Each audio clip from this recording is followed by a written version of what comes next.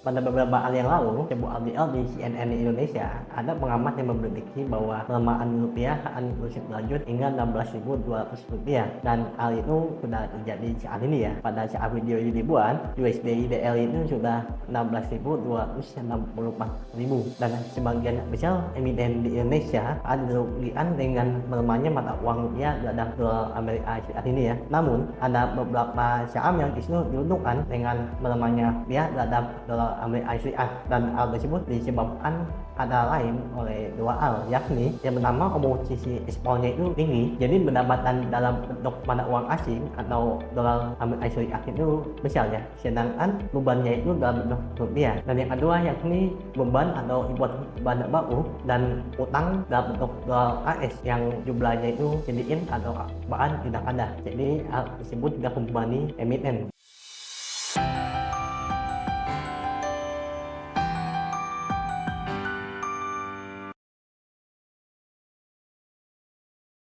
Halo semuanya, kembali bersama saya, Tommy Jaya di channel PFM Investasi. Pada kesempatan kali ini, saya akan memaparkan dan membahas beberapa emiten atau beberapa saham yang itu diuntungkan dengan melemahnya nilai tukar rupiah terhadap dolar Amerika Serikat. Pertama datang dari dua perusahaan Food and Paper milik grup pertama yakni Yuji Kimia atau TEIM dan Kinerja Food and Paper atau YNAP. Komposisi penjual TEIM untuk pasar ekspor pada tahun 2023 sebesar 59% dari total penjual TEIM, dan angka ini naik dari tahun sebelumnya yang sebesar 56%. 56% pasar ekspor TEIM dijual ke pasar Asia, 26% ke pasar Afrika dan Timur Tengah. Dan pada tahun 2023, TEIM berhasil memproduksi 730.000 ton kertas budaya, dan angka ini naik dibandingkan dengan tahun sebelumnya ya.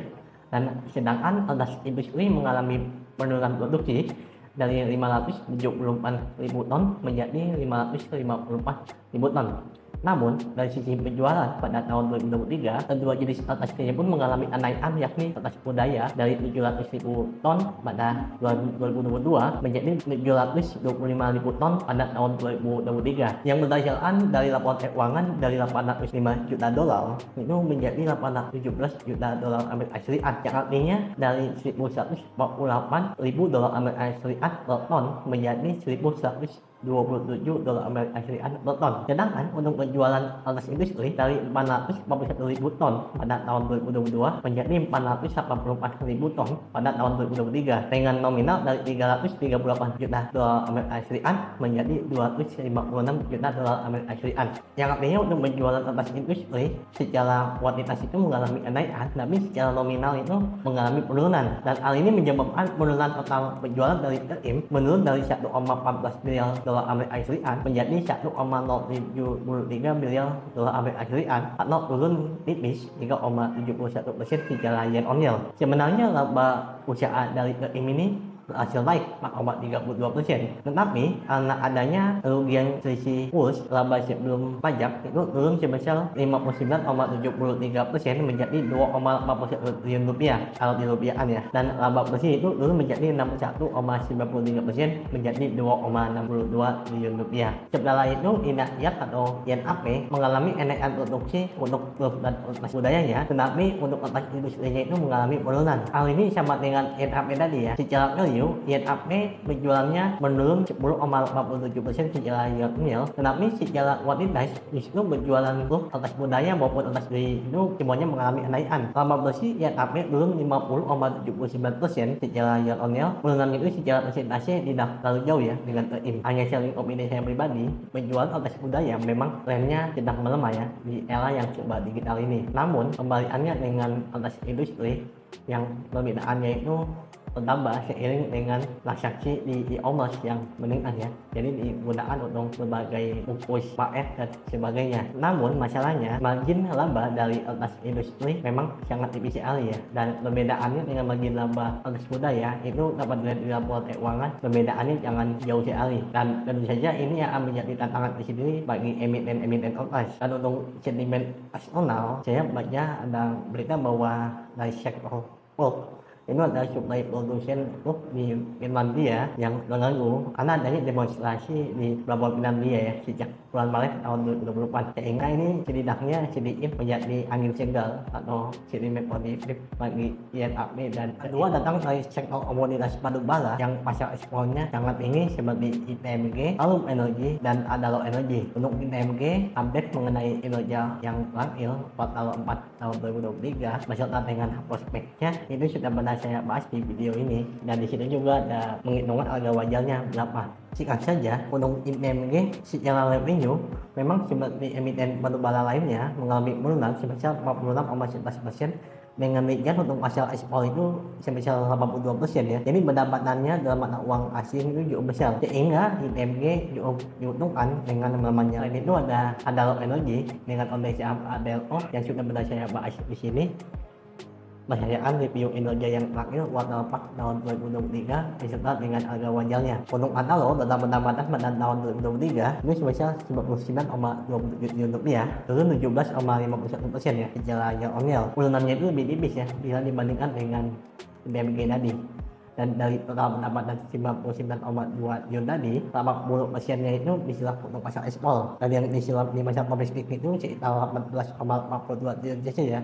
Sebagai kalau ada Alum Energi dengan kondisi Alum yang tidak seperti kebanyakan emiten batubara lainnya yang pada tahun 2023 itu mengalami penurunan, revenue dari Alum ini justru mengalami anaknya 4,94% menjadi 14,1 triliun rupiah. Hal itu dialihkan dari mining batubaranya meskipun turun 12,41%, tetapi dari DL-nya itu sudah membukukan pendapatan ya 1,53 triliun rupiah yang tahun sebelumnya itu belum ada. Lihat memang Alum itu sangat antusias untuk masuk dunia DL. Lihat bahwa dia telah bekerjasama dengan beberapa perusahaan terbesar di China ya, bahkan untuk sektor komoditas DL ini, dan tentu saja Alum ini akan diproyeksikan mengalami keuntungan yang besar pada saat booming komoditasnya DL yang diproyeksikan mulai tahun 2026 nanti ya. Dan paling lagi kinerja Alum dari revenue 14 triliun tadi, sekitar 11,9 triliunnya itu dilakukan secara ekspor atau porsinya itu sebesar 84% dari total penjualan. Dan sebagai tambahan ya,